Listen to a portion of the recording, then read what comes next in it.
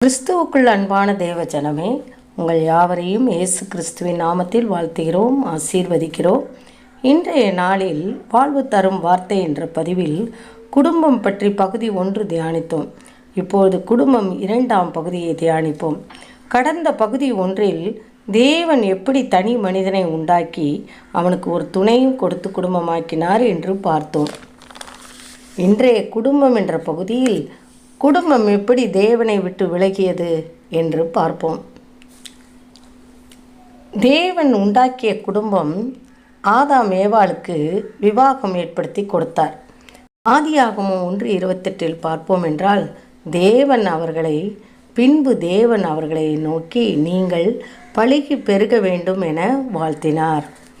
ஆதாம் தோட்டத்தை பராமரிக்கும் போது ஆதாமும் ஏவாளும் தோட்டத்தையே சுற்றி வந்தனர். இடைப்பட்ட நேரத்தில் தேவன் அவர்களோடு சந்திப்பார், அதாவது அவர்களோடு உறவாடுவார். ஒரு நாள் தேவன் அவர்களோடு சம்பாஷித்து கொண்டிருக்கும் போது தேவன் எல்லா மரத்தின் பழங்களை சாப்பிடவும் அனுமதிக்கிறார்.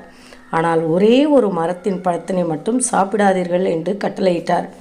நீ புசிக்கும் நாளிலே சாகவே சாவாய் என்று கட்டளையிடுகிறார்.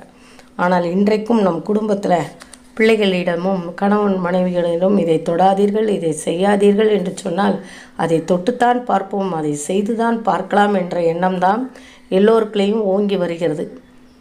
இதில் கீழ்ப்படியாமையும் இருக்கிறது. தேவன் இவர்கள் இருவரையும் தேவனுடைய சாயலாய் உருவாக்கினபடியினால் இவர்கள் குற்றமற்றவர்களாய் இருந்தன. தடை செய்யப்பட்ட பழத்தை உண்ட போது மீறுதலுக்குள்ளாயினர். முதலில் ஏவாள் தான் சாப்பிட்ட பின் அந்த பழத்தை சாப்பிட்ட பிறகு சோதனைக்கு முதலில் அடிபணிந்தாள். பிறகு ஆதாமும் அவளோடே கூடிக்கொண்டான், பாவத்துக்கு உடந்தையானான். இன்றைய நாள் வரைக்கும் பெண்கள் அதிகமான காரியங்களில் ஏமாந்து போவதை நாம் பார்க்கிறோம். தேவன் கட்டளை கொடுத்தும் அவர் உண்டாக்குற மனுஷன் ஸ்திரீயின் வார்த்தைக்கு சரி என்று சொல்லி ஒத்துக்கொண்டான். அவளோடு சேர்ந்து கொண்டு பாவத்தை செய்கிறான். இன்றைக்கும் பெண்களின் வார்த்தையை கேட்டு அடிபணிகிறவர்களும் உண்டு. இதனால் குடும்பங்களில் பல விதமான பிரச்சனைகள் உருவாகிறது. ஆணும் பெண்ணும் சேர்ந்து ஆலோசனை செய்வது கிடையாது. குடும்பம் என்பது எல்லோரும் கூடி வாழும் ஒரு அமைப்பாகும். அப்படித்தான் தேவன் குடும்பமை மனுஷியை இணைத்து வைத்தார். ஆனால் அந்த இருவரும் சேர்ந்து தேவனுடைய கட்டளைக்கு எதிர்த்து நின்றபடியினால், கீழ்ப்படிதல் இல்லாதபடியினால், பிசாசின் வார்த்தைக்கு எதிர்த்து நிற்காமல் உடன்பட்டதனால் குடும்பத்தில் சாபம் ஏற்பட்டது.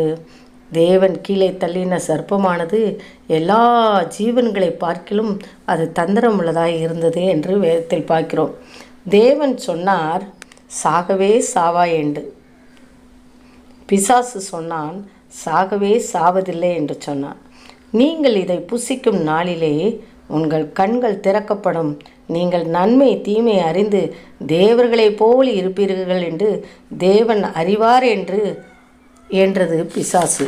அப்பொழுது ஸ்திரீயின் கண்கள் புசிப்பதுக்கும் பார்வைக்கு இன்பமும் புத்தியை தெளிவிக்கிறதுமாக இருந்தபடியினால் அந்த கனியை பறித்து புசித்து தன் புருஷனுக்கும் கொடுத்தாள். அவனும் புசித்தான்.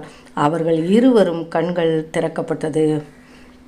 ஆவிக்குரிய கண்கள் மூடப்பட்டது, மாம்சத்துக்குரிய கண்கள் அவங்களுக்கு திறக்கப்பட்டது. இங்கு இந்த குடும்பத்தில், அதாவது ஆதாம் ஏவாள் தனித்திருந்த சமயத்தில் பிசாசு போய் சொன்னான், நீங்கள் இந்த பழத்தை சாப்பிட்டால் நன்மை தீமை அறிவீர்கள், மறிக்க மாட்டீர்கள் என்று வேற பொய் சொல்லுகிறான். இதனால் அவர்களுக்குள் பாவம் குடியேறியது. முதல் பாவமாகிய கீழ்ப்படியாமை அவர்களுக்குள் நுழைய அவர்கள் இடம் கொடுத்தனர். இதனால் அவர்கள் தாங்கள் நிர்வாணிகள் என்று தெரிந்தவுடன் ஓடி ஒளிந்து கொண்டார்கள். இருவரும் பாவம் செய்த காரணத்தினால் தேவனுடைய அன்பை விட்டு வெளியே வரவேண்டியதாக இருக்கிறது. சாத்தான் முதலாவது குடும்பத்தில் கீழ்ப்படியாமையை கொண்டு வருவான்.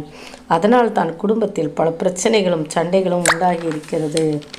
அவர்களுடைய கீழ்ப்படியாமையின் காரணமாக தேவன் அவர்களை ஏதேன் தோட்டத்தை விட்டு வெளியேற்றினார். யோவான் 12:26 ஆதியாகமம் 3:23 பார்க்கும்போது, அவன் எடுக்கப்பட்ட மண்ணை பயன்படுத்த தேவனாகிய கர்த்தர் அவனை ஏதேன் தோட்டத்திலிருந்து அனுப்பிவிட்டார். ஏதேன் தோட்டத்துக்கு காவல் வைத்தார். ஆமென். அல்லேலூயா, அல்லேலூயா. கர்த்தர் நாமம் மகிமைப்படுவதாக.